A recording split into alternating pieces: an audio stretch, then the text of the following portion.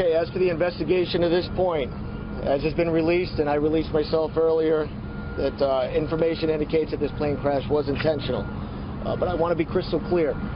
The circumstances beyond that are still being investigated. Circumstances beyond the crash, who was the pilot, what the circumstances were that led to it being intentional.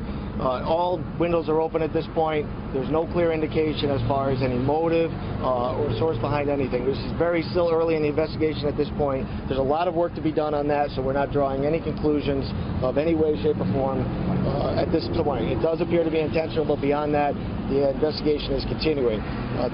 There has been some information that was released earlier indicating that the FBI was the lead investigator in this. There's been some updates with that. It is still a joint investigation between the FBI and the NTSB in cooperation with, naturally, the East Hartford Police Department, Connecticut State Police, the FAA, and our partner agencies. Again, Main Street is still closed at this point, but we anticipate being able to open it in the near future. More information in detail will be released as the investigation allows. This will probably be the last press conference from this location, and with the exception of our partners in Eversource and DEP doing some remaining cleanup once the site is clear. We'll be clearing the scene as well, and further updates will be provided by virtue of the investigating agencies that are participating, and we will release more details as we have them. Again, I'd like to thank everyone for their cooperation, their patience, and their understanding in this matter.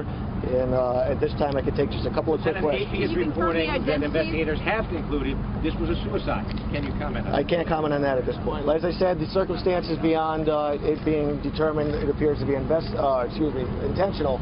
I can't comment beyond that. Have they ruled out suicide? Nothing's off the table at this point. Terrorism. I'm sorry? Can you confirm whether you're investigating some sort of argument midair between the student and the flight instructor? I can't confirm those details at this time. Have you ruled out terrorism? Nothing's off the table at this point, and nothing's been concluded. Can you give us an indication of what it is that leads you to conclude that it was intentional and not accidental? I can't provide those specific details at this time. Do you have any more insight as to who was in control of the plane? I do not.